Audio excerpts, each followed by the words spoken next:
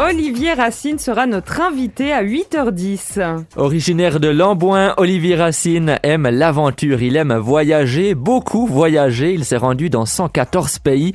Il avait beaucoup fait parler de lui en voulant offrir un bout du Cervin et un Toblerone géant au dirigeant nord-coréen Kim Jong-un. Dans une heure, nous parlerons surtout de son dernier ouvrage, une série de 4 bouquins nommés À l'aventure. Mais tout de suite, on profite d'avoir Olivier Racine de l'autre côté du micro pour s'évader un peu, pour partir en voyage en cette période de pandémie. Olivier Racine nous livre son top 3 des destinations. On l'écoute. La Thaïlande, puisque j'y résidais, et que c'est de là que finalement tout a commencé. C'est un paradoxe. Pour visiter tous les pays qui ont suivi, dès que la mousson apparaissait, je mettais les voiles pour d'autres latitudes.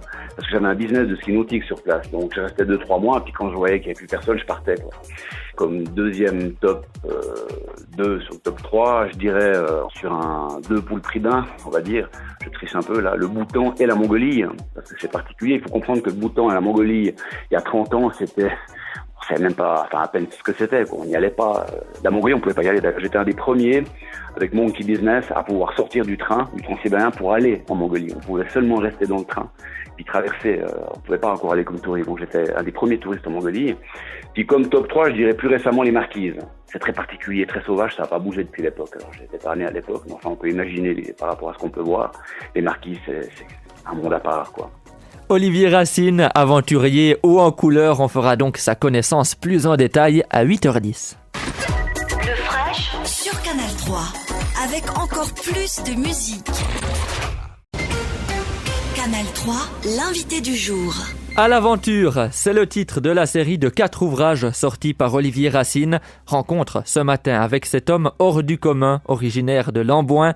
Olivier Racine, c'est un personnage haut en couleur. Il a traversé 114 pays et a au moins autant d'anecdotes plus folles les unes que les autres à nous raconter. Il avait beaucoup fait parler de lui avec son premier livre, Cervin et Toblerone en Corée du Nord. Olivier Racine avait alors voulu offrir un cadeau au dirigeant Kim Jong-un. Mais pour débuter ce portrait, on s'intéresse donc à ses 4 derniers ouvrages nommés À l'aventure. Il avait écrit ces textes il y a déjà un quart de siècle. La série raconte son tour du monde réalisé entre 1988 et 1992. À la base, j'étais parti pour 3 mois en Thaïlande et je suis revenu 4 ans plus tard. Alors qu'en général, c'est plutôt le contraire qui se passe. On pense partir longtemps et on revient bien plus vite qu'on ne le pense. Ça, c'est pour le tome 1, on va dire. C'est le début.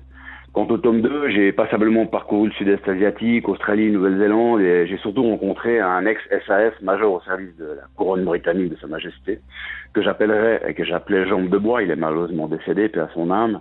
Parce qu'il a une jambe de bois, même si elle est en plastique, et on va naviguer plusieurs mois sur les océans ensemble à bord de son magnifique Swan, et se faire entre autres attaquer par des pirates aux Philippines, qu'on repoussera à l'arme automatique. Ça, c'était essentiel, on va dire, du tome 2. Pour le tome 3, qu'est-ce que je pourrais dire? 25 États des États-Unis, Canada, Jamaïque, Mexique, Cuba, Amérique du Sud, j'en passe. J'ai évidemment le virus, et autant d'anecdotes drôles, et parfois malheureusement moins drôles. Quant au tome 4, Moyen-Orient, Afrique, Inde, Israël, je retiens surtout ma rencontre avec Simone, une splendide Suédoise rencontrée en Asie, et mon retour en Europe, marqué et remarqué via le Transsibérien Express, avec Simone à mes côtés, que je compte bien ne plus quitter, et ce ne sera pas facile. Voilà pour le 1, 2, 3, 4, en gros, j'entends, parce qu'il y a tellement d'anecdotes que ce serait évidemment impossible, à part d'acheter le livre pour les voir, de tout dire comme ça au téléphone, quoi. Effectivement, il faut acheter les livres pour avoir toute l'histoire. Depuis ce tour du monde que vous avez effectué il y a maintenant une bonne vingtaine d'années, vous avez évidemment continué de voyager, même beaucoup. Au total, 114 pays découverts. Ça donne énormément de voyages, énormément d'anecdotes aussi. On peut en citer quelques-unes. On l'a dit, vous avez remis un Toblerone à Kim Jong-un. Aux Philippines, vous vous êtes fait tirer dessus et vous avez tué quelqu'un pour vous défendre. En Chine, vous vous êtes fait emprisonner. Dans la région, si on prend Lausanne, vous avez attrapé un serpent à main nue au centre-ville et à Mont-Soleil, vous n'avez pas dit un seul mot pendant 10 jours parce que vous étiez au centre de méditation Vipassana. Et le pire, c'est que ça, c'est qu'une sélection de toutes les anecdotes, de tous les moments hors du commun que vous avez vécu.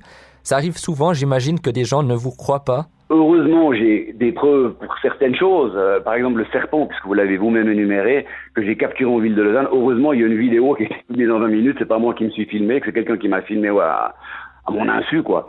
Et donc, effectivement, ça a toujours été un problème, parce que les gens racontaient une histoire ou deux, ça va, 3, mais 10, ça devient un peu compliqué. Imaginez quand ça fait 300 histoires. C'est clair, vous êtes bon pour la vie psychiatrique, quoi. Mais heureusement qu'il y a Internet, il y a Google, il y a des pages Wikipédia, il y a quand même des articles de presse, donc ça conforte un peu les histoires et le personnage. Donc heureusement, mais c'est vrai qu'à l'époque, quand il n'y avait pas Internet, quand les articles n'étaient pas visibles sur Internet, c'était un problème parce que les gens, je sentais que ça posait problème, quoi. Mais maintenant, c'est plus le cas. On l'a compris, vous avez un parcours original, professionnellement aussi. Vous avez été à l'armée, vous avez fait e-zone, vous avez travaillé au CHUV, au musée olympique, dans un Swatch Store, vous avez été conseiller en protection juridique, cadre en assurance, délégué médical, bref, tant que vous mettiez que vos voyages, vous avez eu 1000 vies. Aujourd'hui, vous faites quoi? Écoutez, aujourd'hui, j'écris, je voyage, et je rêve quand je ne voyage ou n'écris pas. J'ai d'ailleurs inventé une citation que je trouve vraiment sympa. Au travers de mes voyages, j'investis dans un produit immatériel sous forme de souvenirs. Et vous avez du coup des tonnes de souvenirs, mais c'est quoi votre but? C'est quoi votre objectif dans votre vie?